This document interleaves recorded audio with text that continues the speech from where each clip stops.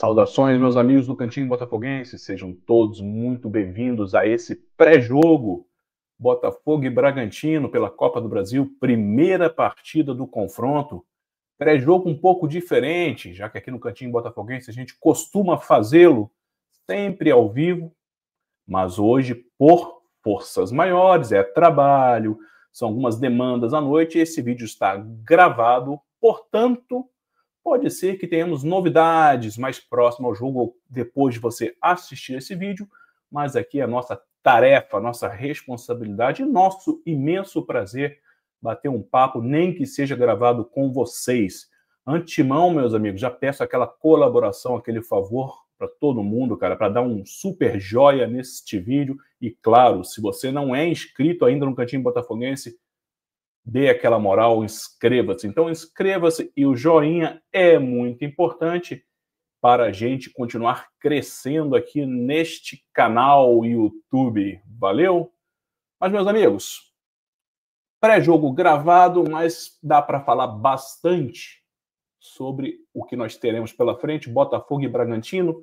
Bragantino e Botafogo, os dois times disputam para ver quem se classificará para as quartas de finais da Copa do Brasil. E o primeiro mando de campo, amanhã, Newton Santos, dia 29 de julho, às 19 horas, o Botafogo, né, tem que fazer prevalecer o fator casa para levar a disputa na semana que vem com uma vantagem mínima. Então, hoje, diante do seu torcedor, é obrigação do Botafogo fazer um bom resultado, vencer.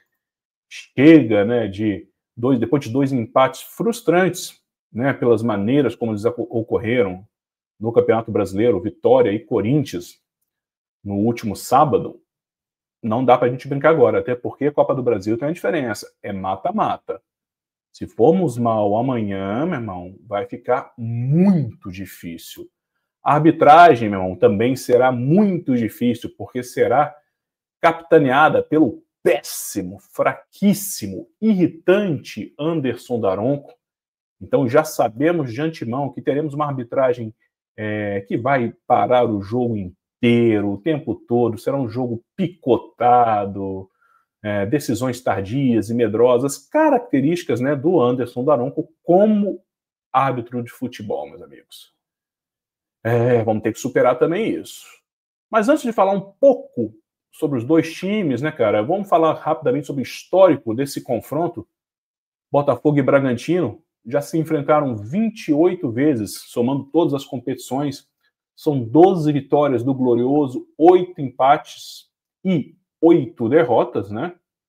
Sendo que na Copa do Brasil se enfrentaram apenas uma única vez.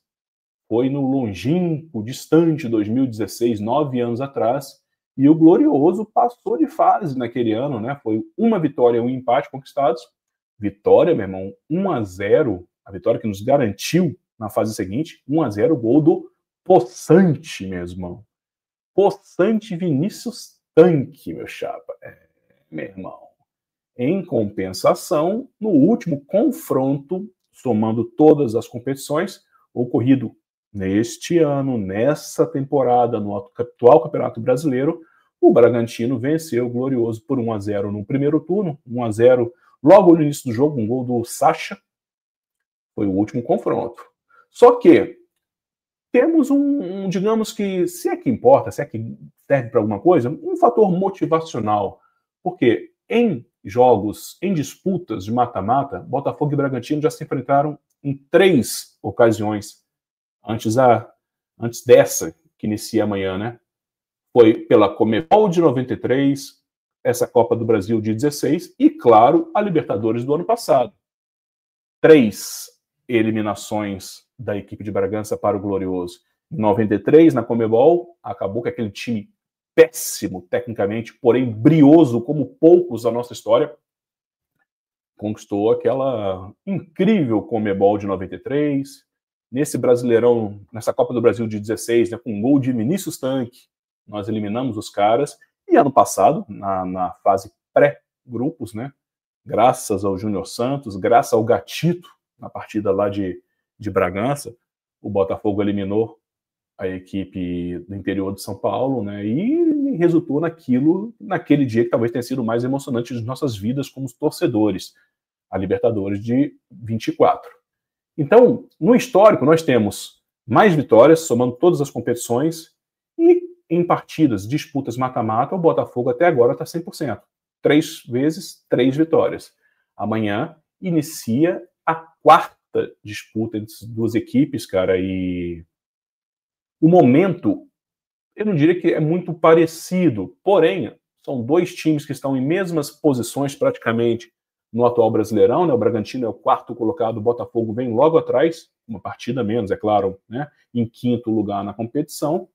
Só que, poxa, a gente vem de 2 empates em casa, frustrantes, e o Bragantino vem de 3 derrotas seguidas.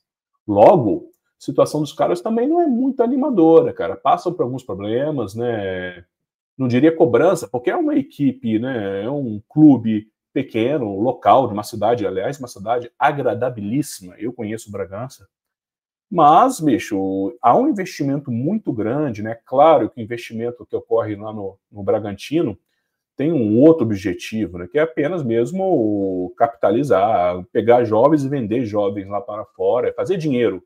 O Botafogo, por ser um clube de massa, de tradição, de glórias, de títulos e de cobrança, o Textor, obviamente, quer fazer negócios, mas, a torcida espera briga por taças. Então, essa é uma diferença muito grande. Mas vamos lá, cara. Vamos falar um pouco sobre o Bragantino apenas na Copa do Brasil, que é o nosso foco desse pré-jogo de hoje, né? O Bragantino disputa a atual competição desde a primeira fase e, meu irmão, veio aqui aos trancos e barrancos até o presente momento. Na primeira fase, eliminou o Souza da Paraíba nos pênaltis. Na fase seguinte, a segunda fase, eliminou o São José, lá do Rio Grande do Sul, também nos pênaltis. E na terceira e última fase, eliminou o Criciúma, aí sim, com uma certa folga, aliás, certa não, uma grande folga, principalmente na segunda partida, já que lá em Santa Catarina perdeu de 1-0, porém no jogo de volta meteu 6 para não deixar dúvidas, né, e sacramentar a classificação. Como eu falei também, né, um confronto de quarto contra quinto colocado no atual Brasileirão, né, e um time que vem de 3 derrotas seguidas. Destaques, ou desfalques também. Destaques, cara, eu acho que é difícil a gente não falar no tal do Pita, né, cara, que é um bonde, um atacante uruguaio, se não me engano, ou paraguaio, né? É um bonde, meu irmão, mas é um bonde que sempre contra o Botafogo enche o saco, né? Além do Pita, eu destaco também o Eduardo Sacha, que é um atacante ok, também chatinho, já experiente, foi dele o gol, inclusive da vitória do Bragantino sobre o Botafogo no atual Brasileirão. E eu destaco também, cara, o John, meia esquerda, ex-Palmeiras, um cara novo, um cara com visão de jogo, com habilidade. Temos que ficar um pouco atento com o John, cara. Para mim são os 3 destaques, um pela parte mais técnica, um por ser experiente e o outro por ser, irmão, ter uma coisa com o Botafogo que desde a época do Cuiabá, do Juventude, nos irrita, nos tira do sério, né? Entretanto, o Bragantino também tem problemas, tem vários desfalques ainda, né? Tem, por exemplo, o Juninho Capixaba, que não é nenhum primor de lateral, né?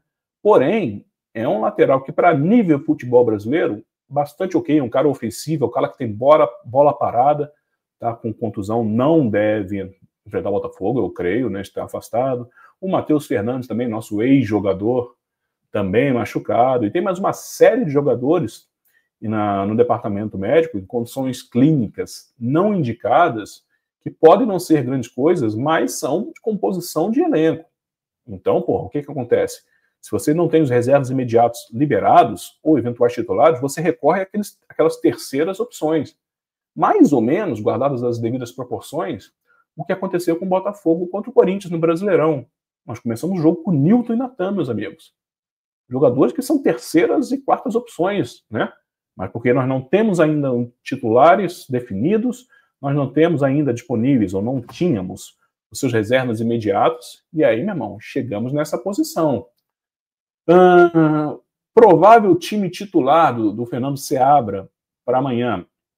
Lembro que esse vídeo está sendo gravado, então pode ser, né, que aconteça algumas mudanças de última hora, mas Se for a base que entrou em campo contra o Fortaleza no sábado, derrota de 3-1 pelo Brasileirão, deve ser algo próximo a Cleiton, Hurtado, Palácios e Gustavo Mendes, e o lateral Guilherme Lopes. No meio de campo, Gabriel, nosso volante revelado pelo Glorioso, Ramires, bom jogador, e John. E a linha de frente ali, né, o Lucas Braga pela direita, o Sacha e o Pita. É um time ok, um time, que não assusta, mas não é um time ruim. É um time de muitos garotos, né, e algumas apostas sul-americanas, que merece todo o nosso respeito e todo o nosso cuidado, cara. Se o Botafogo bobear, pode se complicar, cara. E por falar no Botafogo, quem é o Glorioso na atual Copa do Brasil? Nós entramos diretamente na terceira fase, meus caros. E aí, como era obrigação, nos classificamos. Afinal de contas, cara, enfrentamos o capital do Distrito Federal, clube da 4ª divisão. No Rio de Janeiro, né, com um time com jogadores reservas, que só melhorou, depois que entraram na época os titulares, o Savarino e o Igor Jesus, né? Botafogo fez 4-0 no Newton Santos, praticamente, né, ali assegurou a sua classificação para as oitavas, mas no jogo de volta, já classificado, é claro, com o time todo mexido, já poupando para a Libertadores em seguida, o Botafogo teve uma derrota que até hoje não pode ser perdoada e continua inaceitável, até porque é um vexame para a nossa história. O Capital venceu por 1-0 lá no Mané Garrincha, cara. Uma derrota para um time de 4ª divisão, com todo o respeito, cara, que eles merecem. Isso é inadmissível. Não sei se vocês concordam. Deixem nos comentários depois aí, meus amigos. Então, assim, Copa do Brasil, o Botafogo só teve esse confronto. Aliás, Copa do Brasil, cara, que para 2026 o Glorioso precisa assegurar a vaga ainda.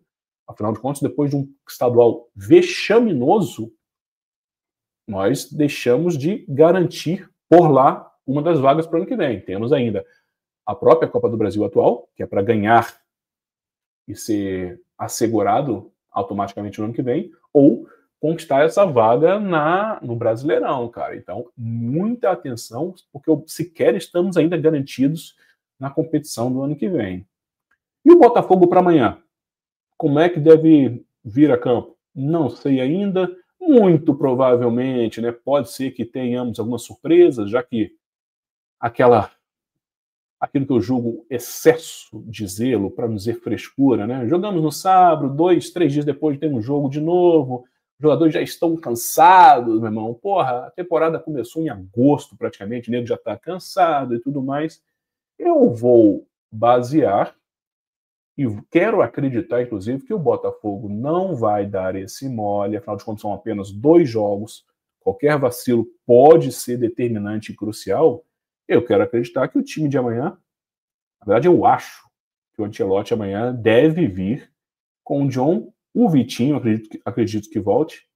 Então deve ser John, Vitinho, Caio, Barbosa e Telles, Alain e Marlon Freitas. Eu acho que o Arthur Perninha volta amanhã, Correia e Montoro. Na frente, Arthur Cabral. Acho que essa será a escalação do Ancelotti. Eu nem digo que eu concordo por inteiro. Daqui a pouquinho vou compartilhar com vocês qual seria o meu time, né, se eu fosse o treinador. Mas esse é um time que constantemente, né, vem jogando entre uma ou outra alteração, e eu penso, de novo, repito, quero acreditar mesmo que nós entraremos em campo com força máxima. E se tivermos essa força máxima, quem que a gente pode destacar? Além, é claro, já está sendo quase que rotina, né? O Montoro, que é o cara diferente, e o Caio, que para mim foi um achado, um excelente zagueiro. No momento, cara, aquele que mais parece transparecer indignação, irritação quando o jogo tá moroso, quando o time está precisando de vibração. E eu acho que vale aí sim um destaque para o colombiano Barreira. Entrou 5 minutos apenas, né, contra o Corinthians. Eu acho que é uma minutagem muito pequena para qualquer consideração, mas nesse pouco tempo que ele esteve em campo, ele buscou bola, ele tentou uma coisinha ou outra. Na verdade, foi muito mais produtivo, por exemplo, do que o Savarino. que está em péssima fase, né? Em relação a desfalques, temos, é claro, o Danilo, o volante, que está passando por uma mini pré-temporada, sendo contratado agora. Afinal de contas, nós estamos em fevereiro, não é não, meus amigos? Além dele, nós temos o desfalque do Danilo Barbosa, que tem contrato vigente, assinou ou está por assinar um pré-contrato com uma outra equipe, e o Botafogo está abrindo mão desses 6 meses, né, esses 5 meses que ele teria ainda que vestir a nossa camisa. Afinal de contas, o nosso elenco está montadinho, né? Está redondo. Então, Danilo, volante, o Barbosa, Danilo Barbosa também é um desfalque, e o restante, cara, não dá nem para considerar, né? Não dá, o elenco ainda carece de jogadores, não sei se vocês concordam. Favorito para o jogo de hoje, de amanhã, meus amigos? Eu penso que é o Botafogo, e deve ser o Botafogo, e a gente não pode tapar o sol com essa peneira, né? É o time grande do confronto, historicamente, o Botafogo tem prevalecido sobre o Bragantino. E, meu irmão, não dá para vacilar mais em casa. O Ancelotti agora, chegando, conhecendo, ainda com pouco tempo, ainda com um elenco limitado, né, desequilibrado, agora, meu irmão, é hora de vencer para o seu torcedor. Creio que tenhamos aí um público na casa dos 20 e pouco, porque o horário também é ingrato, 7 horas no Rio de Janeiro, meu irmão. Para quem trabalha, por exemplo, lá na Zona Sul, no centro, até chegar no Nilton, saindo do trabalho 18 horas, ou com muito boa vontade, digamos, né, que nossos amigos lá do Rio de Janeiro, aí do Rio de Janeiro, consigam negociar com seus respectivos superiores, chefes, para liberar um pouco mais cedo, mesmo assim, para chegar lá às 7 horas, meu irmão, vai ter que sambar. Coisas da CBF, coisas do futebol brasileiro, né? Faz parte. Mas vamos lá, meus amigos. Vou compartilhar com vocês, neste vídeo, aquele Botafogo que eu, Rodrigo, levaria para o campo amanhã, considerando todas as peças disponíveis, tá? Deixa eu compartilhar com vocês aqui. Depois vocês comentem aí para dizer o que vocês acham, se vocês concordam ou não. Eu, óbvio, goleiro John, lateral direita, eu manteria o Ponte, que ofensivamente é melhor do que o Vitinho. Então, o jogo é em casa, a gente precisa fazer essa vitória. Eu iria de Ponte, liberando ele para a direita, né? Caio, Barbosa e Telles. Dupla de volantes, não tem outros. Enquanto o Danilo não estiver liberado, tem que ser Alan e Marlon Freitas, né? E ali no meio, meus amigos, mesmo que o Arthur esteja liberado de volta, eu continuo apostando no Montoro pela direita, Montoro pela direita, mas com liberdade total para chegar pelo centro, porque eu repito, é o cara diferente. E ele entrando entrando um pouco para dentro, sobra o corredor livre para o Ponte. Essa é a minha ideia. Ao seu lado, o Correia, que fez bons 45 minutos contra o Corinthians, né? É um jogador que nós já falamos.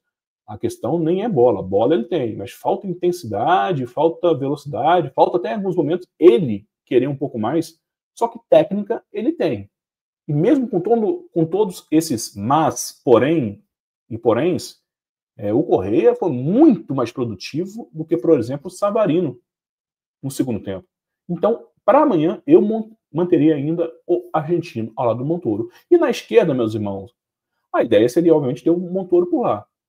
O Natan saiu machucado, não sei se estará liberado, mas mesmo assim, meus irmãos, nós não temos outras opções. Eu iria com o Cuiabano. Que é a única opção. É improviso? É improviso. Deveria ser assim? Obviamente não. Mas é o cara que tem resolvido, é o cara que tem tentado alguma coisa diferente. Então, o meu meio de campo amanhã seria Alan, Marlon, Montoro, Correia e Cuiabano. Como é que vocês pensam a respeito? E na frente, só tem ele, Arthur Cabral. Esse seria o meu time. Comentem aí para dizer que vocês concordam ou discordam, meus amigos. É muito importante a gente trocar esse papo, valeu?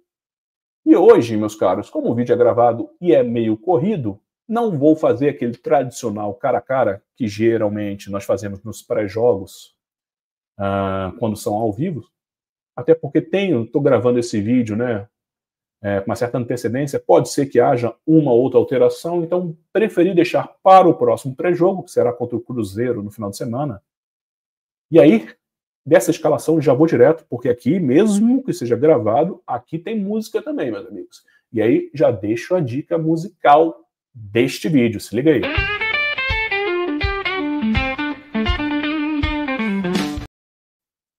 E, como vocês sabem, sempre tento fazer uma relação com o tema ou com a partida. E hoje, meus amigos, se é amanhã, na verdade, nós vamos enfrentar o Bragantino, a minha dica musical, o vídeo sugerido, na verdade não, a música sugerida neste vídeo, no descritivo desse vídeo que você vai ler após aquele joia e se inscrever no canal, são os meus amigos, cara, do Leptospirose, banda de Bragança Paulista, bicho.